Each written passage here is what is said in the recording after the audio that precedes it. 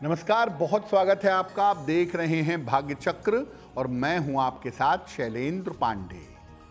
आज का कार्यक्रम विशेष तौर से पत्नियों के लिए है जो अपने पति की आदतों से परेशान हैं। तो आज हम आपको बताएंगे कि आपके पति की खराब आदतों के लिए किन ग्रहों की भूमिका होती है और पति की आदतों में किन उपायों से सुधार लाया जाए। आज हम आपको बता रहे हैं कि अगर आप पत्नी हैं और पति की आदतों से परेशान हैं तो कौन सा उपाय आपको करना चाहिए। लेकिन पहला सवाल ये है कि कब पत्नियों को पति की आदतें परेशान करती हैं, कब ऐसा होता है कि पति की आदतें अच्छी नहीं होती हैं। देखिए, पत्नी की कुंडली का सप्तम, नवम और लग्न ये पति की आदतों से संबंध रखता है। खास तौर से पत्नी की कुंडली का सप्तम और नवम भाव, इन भावों के खराब होने पर पत्नी को पति की आदतों से परेशानी होती है। पत्नी की कुंडली का शुक्र पति की आदतों के बारे में बता देता है कि पति का चरित्र कैसा है, स्वभाव कैसा है, सोच कैसी है। पत्नी कुछ उपाय करके पति की इन आदतों में सुधार कर सकती है।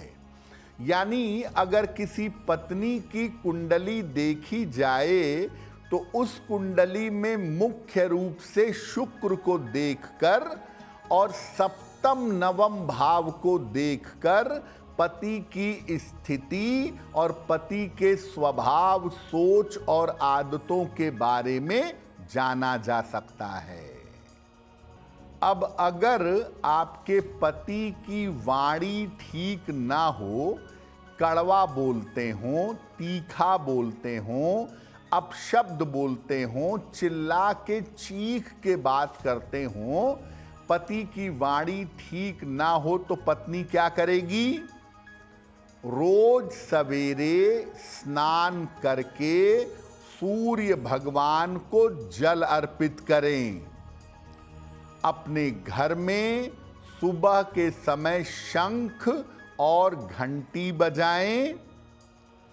गायत्री मंत्र का जप अवश्य करें और पति के लिए प्रार्थना करें। घर में भोजन अपने हाथों से बनाएं तो ज़्यादा बेहतर होगा और कोशिश करें कि पति के साथ भोजन किया जाए। अगर भोजन सात्विक हो और भगवान को पहले भोग लगा करके फिर पति पत्नी एक साथ भोजन करें तो पति की वाणी में सुधार होगा। जो वाणी की समस्या है वो समस्या दूर हो जाएगी। बहुत सारे पति ऐसे होते हैं जो साफ सफाई से रहते भी नहीं हैं और चीज़ों को साफ सुथरे तरीके से रखते भी नहीं हैं, घर में गंदगी फैलाते हैं। तो अगर आपके पति देव घर में गंदगी फैलाते हैं तो क्या उपाय करेंगी? घर में नमक मिले हुए पानी का पोंछा लगवाइएगा या लगाइएगा। घर में कपूर की सुगंध का प्रयोग करिएगा और अपने बेडरूम में 1 गिलास पानी में एक पूरा नींबू साबुत ये डाल करके रख दीजिएगा। हफ्ते भर में इसको बदलते रहिएगा। पति को चंदन की सुगंध का प्रयोग करवाइएगा। घर में चंदन की धूप बत्ती, अगरबत्ती जलाइए और पतिदेव को चंदन का तिलक लगाइए या चंदन का इत्र लगाइए। ऐसा करने से उनकी गंदगी फैलाने वाली आदत में सुधार होगा। एक और बहुत बड़ी समस्या है जिससे बहुत सारी पत्नियों को जूझना पड़ता है। वो समस्या है कि अगर आपके पति को नशे की आदत हो, आप पत्नी हैं और आपके पति को नशे की आदत है, रोज नशा करते हैं, घर का माहौल खराब करते हैं, पैसे और स्वास्थ्य की बर्बादी कर रहे हैं, तो क्या करना चाहिए?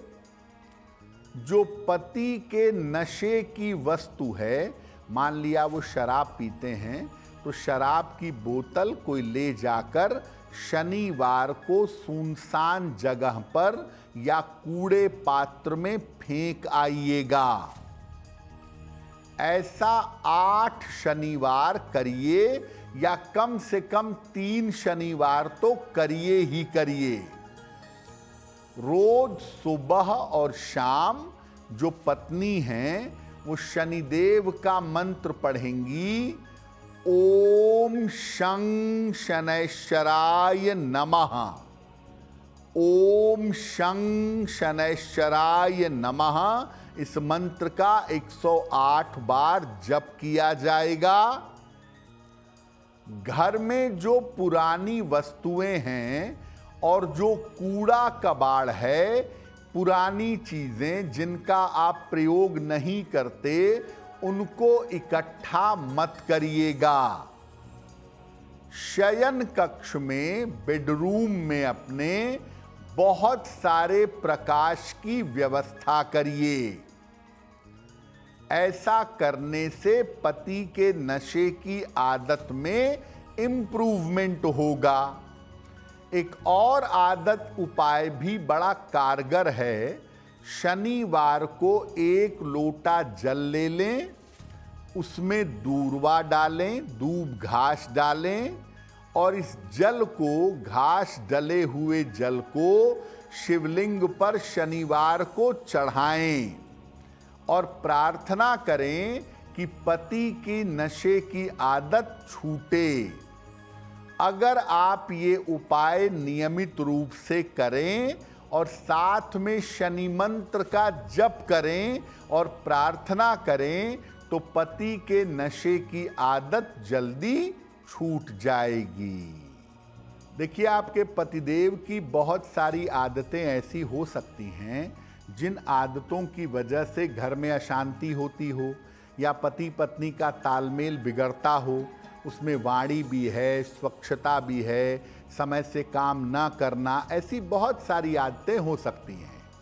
तो आपके पति की नकारात्मक आदतें सुधरें, इसके लिए सबसे ज़्यादा महत्वपूर्ण है कि घर में सात्विक भोजन बने और वो भोजन भगवान को अर्पित करके तब आपके पतिदेव ग्रहण करें या तब उनको परोसिए।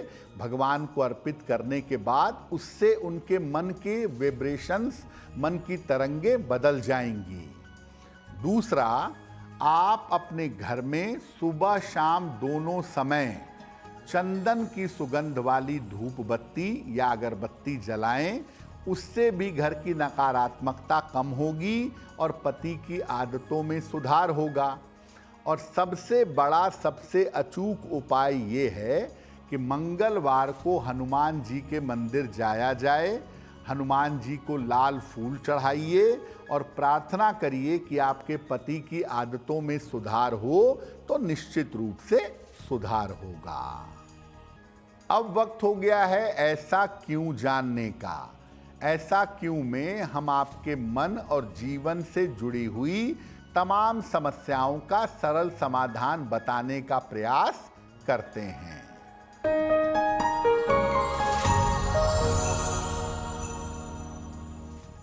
लोगों का ऐसा कहना है कि जिन कपड़ों को पहन करके आपने विवाह किया हो, जिन वस्त्रों में आपका विवाह हुआ हो, उन वस्त्रों को किसी को नहीं देना चाहिए। क्या ऐसा है? देखिए, जिन वस्त्रों को पहनकर आप विवाह करते हैं, उन वस्त्रों के अंदर एक विशेष तरह की शुभता आ जाती है और वो वस्त्र आपके साथ बिल्कुल एडजस्ट हो जाते हैं। पहले के जमाने के लोग कहते थे कि अपने पुराने शादी के कपड़े दान में मत दो, जीवन भर उसको रखे रहो। लेकिन अगर आप आज के समय में देखें तो आज के समय में लोग किराए पर भी शादी के कपड़े ले आते हैं, तो उसमें कोई बहुत बड़ी बात नहीं है।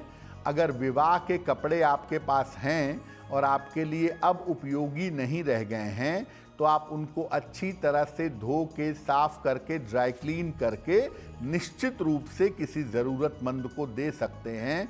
इसमें कहीं कोई दिक्कत नहीं है। अगर आप मुझसे जुड़ करके अपनी समस्याओं का समाधान चाहते हैं और चाहते हैं कि आपकी समस्याओं को ज्योतिष के माध्यम से सुलझाया जाए तो आप हमसे संपर्क कर सकते हैं, जुड़ सकते हैं एस्ट्रो